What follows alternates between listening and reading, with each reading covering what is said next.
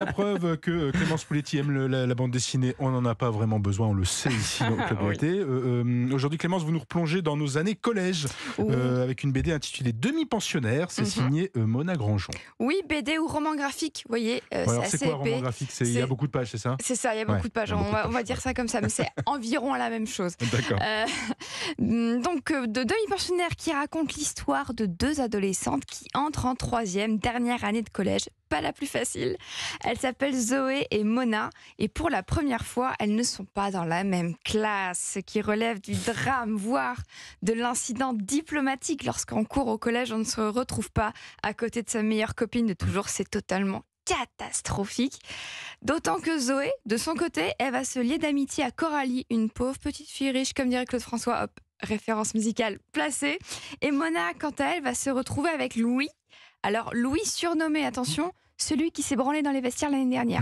C'est un surnom un peu long, mais Mais c'est son surnom, et que voulez-vous, c'est l'adolescence, les hormones sont en ébullition, que voulez-vous faire, voilà. Heureusement, les deux copines, Mona et Zoé, se retrouvent en classe d'allemand, à moins qu'on ne les sépare, parce qu'elles papotent trop. Et puis, un voyage à Berlin est prévu, le voyage de toutes les premières fois. Alors, toutes les premières fois, Clémence, c'est quoi? C'est l'amour? Les premières amours, les premiers bisous avec la langue, s'il vous plaît. Ah oui, celui-là, il est dur la première fois. La première bière, la première clope. Alors, ce n'est pas bien de fumer les troisièmes. Fumer fait tousser. Promo de Dupuis au passage, hop, c'est fait. Je vous surveille, moi, les troisièmes, on ne fume pas. Mais également les premières trahisons entre copines, qui peuvent être totalement fatales dans une amitié d'ado, on se rend pas compte. On découvre enfin son corps, sous un autre aspect, il change, et nous aussi. C'est une bande dessinée intense, à l'image de ces deux adolescentes. Il ne faut jamais oublier que tout ce que nous vivons lors de ces précieuses années sont des toutes premières fois. Bref, à Jeanne Masse cette fois. Oui. Est-ce que c'est joli? Est-ce que c'est une jolie histoire? C'est nostalgique? C'est une très jolie histoire. Je l'ai lu avec beaucoup de tendresse. Le sujet y est traité sans condescendance ni moquerie. C'est touchant de sympathie. Et puis ça nous ramène à nos propres souvenirs. Kyron, par exemple, vous vous souvenez de votre premier baiser?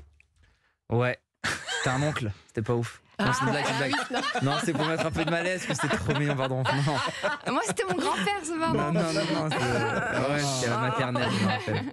À maternelle, carrément. Précoce, maternelle. Mais avec la langue? Non, pas la langue. Ah, non, d'accord. c'était un bisou. Non, c'était un bisou. Un petit C'était smack, un petit bisou, c'était un ouais. petit truc, ouais. Alors, le personnage s'appelle Mona, Oui. donc comme l'auteur du livre. Est-ce que c'est Exactement. autobiographique, tout ça? Alors, cette BD est dite d'autofiction. L'auteur s'appelle Mona et son personnage aussi. Vous noterez que s'appelle Mona Grandjean. Sur liste d'école, au tout début, on voit aussi une Mona Grandjean. Elle a rajouté un D pour faire comprendre que ce n'est pas totalement elle. Et elle s'est complètement inspirée de sa propre expérience de l'adolescence. Elle y raconte des anecdotes qu'elle a véritablement vécues. Mais comment vous savez tout ça, vous? Parce que je suis devin, Jean, Ouais. tout simplement. Ça, c'est bien, Je c'est un sais bel tout. atout, je pense. Voilà, Ça, c'est bien. je suis omnisciente. Non, parce que je lui ai demandé, elle est née en 1997, toute jeune. Je me suis dit ça sent la présence sur Instagram et j'avais raison d'ailleurs, allez voir son compte. Pour terminer, quelques références culturelles auxquelles j'ai pensé en lisant Demi-pensionnaire, les BD Celle que je ne suis pas de Vanida, Lou de Julien Nil, ainsi que les films Les Beaux Gosses, évidemment, de Riyad Satouf, LOL de Lisa Azuelos. Je pense que si vous avez aimé un de ces titres ou que vous êtes un petit peu nostalgique de votre adolescence, vous apprécierez Demi-pensionnaire de Mona Grandjean aux éditions Virage graphique mené d'une main de maîtresse par Sonia Deschamps.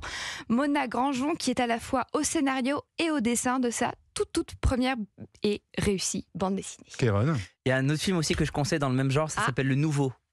Ah oui, avec Max Boublil. Ouais. Ouais, c'est génial. Ouais, Voilà. c'est Je vrai. trouve ça rentrait un peu dans la thématique. Totalement. Vous êtes Complètement. reconnu un peu ou pas? Ça, c'était- Ouais, moi ça me parle beaucoup tout ça, ouais. Le voyage en Allemagne et tout. Ouais.